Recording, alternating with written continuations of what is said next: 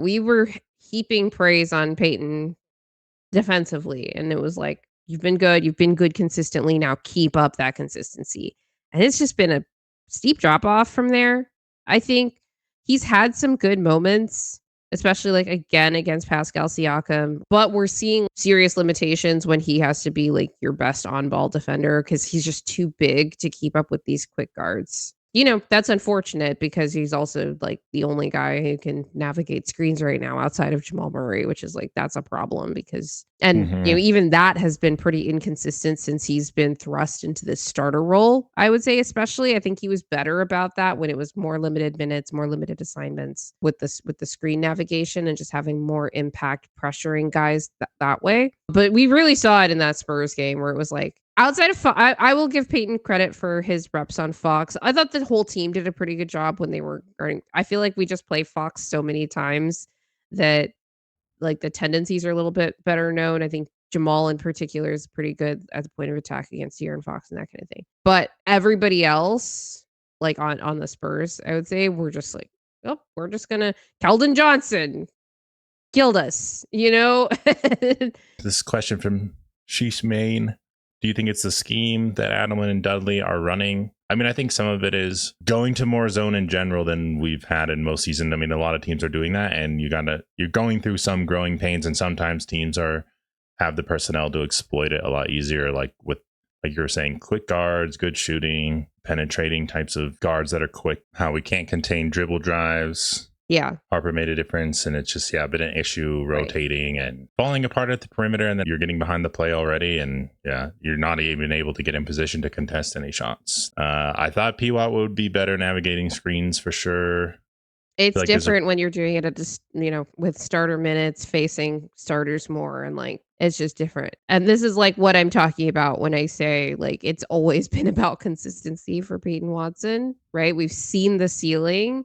We know he's capable of these things in flashes and even for stretches, but like, can you keep it up? And this is where I will say you can give a bit of grace to, not me, to Christian Brown for struggling is maybe not as mightily as he did last season and even starting this season. These are the types of things that make me more appreciative of the guys that like do this day in, day out as starter, like all defense caliber defenders. Shit's hard. Okay. Especially with the level of talent that there is in the league. But like, it's not even just about Denver's ceiling, depending on Peyton like reaching this, but like Peyton's ceiling, I think is like very dependent on him hitting a different level defensively. And that level is like consistently doing all the little things on defense. And that includes, even if you get hit on a screen, because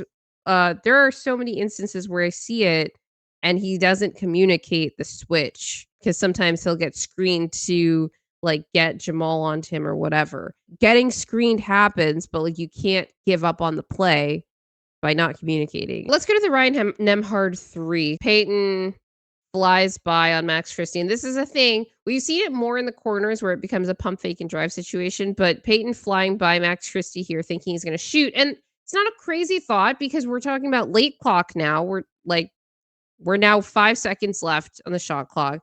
But Peyton isn't able to recover in time. And Christie doesn't even have to drive. Cam like jumps all the way over because he's like, I can't just let this guy, whatever. And then it's too late. Nembhard is left alone, uncontested in the corner, and he's able to bury this shot. Peyton just seemed satisfied to run Max Christie, run him off the line. Took one dribble, and Pwat kind of seemed like, okay, I did my job. I wanted him to dribble and not shoot. And then Cam had to guard it, and that left him open.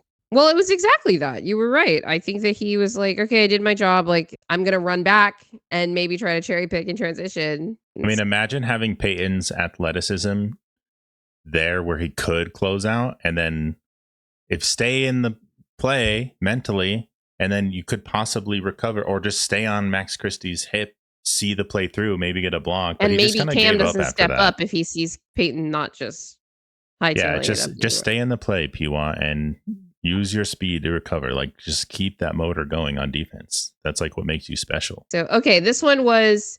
So I remember this point in the game because Peyton had been getting really badly screened by Dwight Powell all game, and I guess they're in a zone now, and Ryan Nembhard had been cooking him just off the dribble.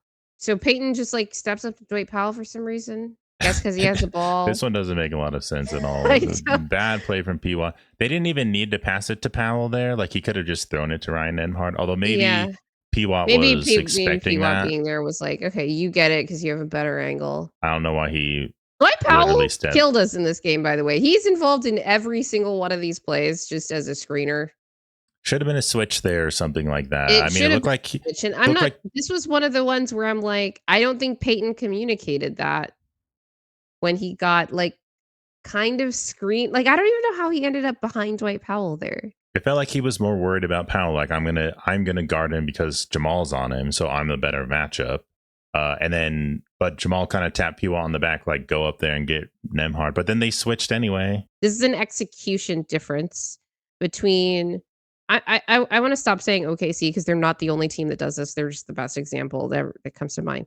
When you're in those late clock situations and you pick up your dribble, OKC swarms you. And it's not just like, okay, 3 guys go on you. Sometimes just the one defender who's on you absolutely swarms you. Like, no, I'm on you like white on rice because I know that you are under duress from both me and the shot clock now, as opposed to being like, okay, you got all this space now. What are you gonna do?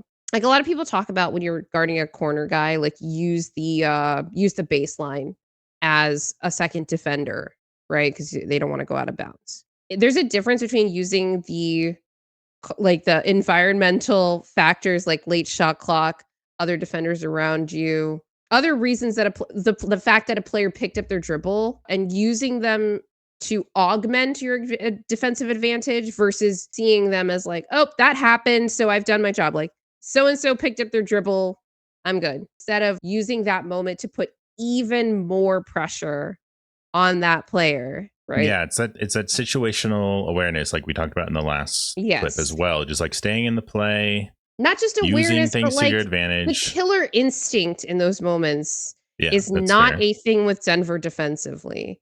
And I think that's a big part of why their turnover percentage is so low. They're not opportunistic. There are other teams that are way more opportunistic in those moments, in late clock moments, when a guy picks up their dribble, like way up the court. And it's not just about putting yourself in your defense in compromising positions. It's about turning up the pressure and doing continuing to do what you do normally, but at a higher level in those moments to turn it into a high leverage play. Those are the kinds of plays that allow a team to take momentum defensively as opposed to only relying on their offense to be a momentum changer.